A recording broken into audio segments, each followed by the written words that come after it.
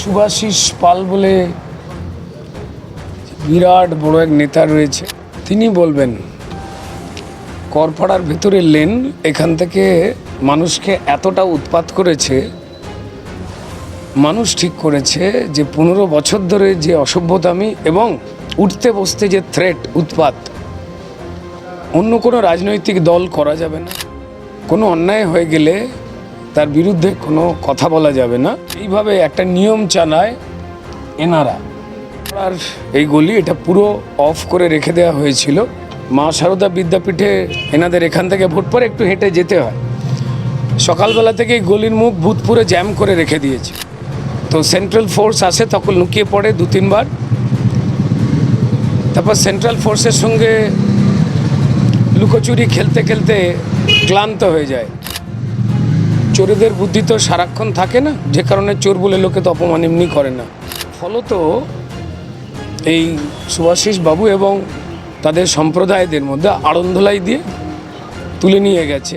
এই যে দিদি আমার যে এখানে যে নর্মাল তার বাড়ির সামনে ফ্লেক্স কেন, এটা নিয়েও লোককে কৈফিয়ত দিতে হয়, তাকে থ্রেট করা হয়, বলা যায় যে মেরে হাড় ভেঙে দেবো, কুচি কুচি করে কেটে দেবো। তৃণমূলের সংস্কৃতি অবাক হই না, কিন্তু এই সংস্কৃতি মানবতার পক্ষে বিপজ্জনক, পশ্চিমবঙ্গের পক্ষে সুইটেবল নয়। তাই পশ্চিমবঙ্গের মানুষ ঠিক করেছেন যে যারা এত কুচি কুচি করতে ভালোবাসেন মানুষকে, মানুষের কাজ, চাকরি বাকরি, জীবন প্রাণ, তাদের একটু রেস্টের বন্দোবস্ত করবেন। মানুষ কী রেস্ট চাইছেন আমরা বলতে পারবো না। শুনছিলাম লোকজনের আলোচনা, বিভিন্ন বুথে বিভিন্ন জায়গায় মানুষের স্বতঃস্ফূর্ততা কেমন, কি বিজেপির ওপরে। তো এই দুর্ভাগ্যজনক অধ্যায়গুলো বন্ধ হলে ভালো হয়, নয় তারা শালীনতায় এবং সভ্যতায় তারা ফিরে আসুন রাস্তা, আর নাহলে আইন বন্দোবস্ত নেবে। আমাদের হাওড়া, আমাদের শিবপুরে তৃণমূলকে ঢেলে বিশ্বাস করেছিল সিপিএমের অপশাসনের পরে মানুষ। তৃণমূল ঢেলে ভোট দিলেন, তৃণমূল কি দিল? ঢেলে দুয়ারে পাঁক, দুয়ারে ড্রেন, ঢেলে চুরি, চাকরি হোক বাকরি হোক এটা হোক। মানুষ তার প্রত্যুত্তর দিলেন, যেমন দিদি দিলেন। এদেরই আটকাতে চেয়েছেন, কিন্তু মুশকিলের জায়গা হচ্ছে যে আমি জানি না শ্রদ্ধেয় মুখ্যমন্ত্রী মমতা বন্দ্যোপাধ্যায় বা তার নেতাদের বাড়ির যারা নারীরা রয়েছেন তাদের সংখ্যা কত, এইটুকু বলতে পারবো। তার বাইরের মানুষের সংখ্যা অনেক বেশি।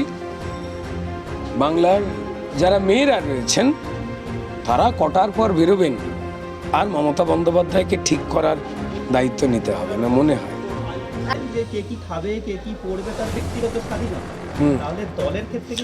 না, আমার মনে হয় প্রশ্নটা করার ক্ষেত্রে একটা ভুল হচ্ছে, যে এই যে বলে যে মামাটি মানুষ, তারা মানুষ তাকেই মনে করে যারা তাদের সঙ্গে চুরি জোচ্চুরি অন্যায়তে থাকে। তারা মানুষ তাকেই মনে করে যারা তাদের সঙ্গে চুরি জোচ্চুরি অন্যায়তে থাকে, আর বাকিদেরকে মানুষ মনে করা হয় না।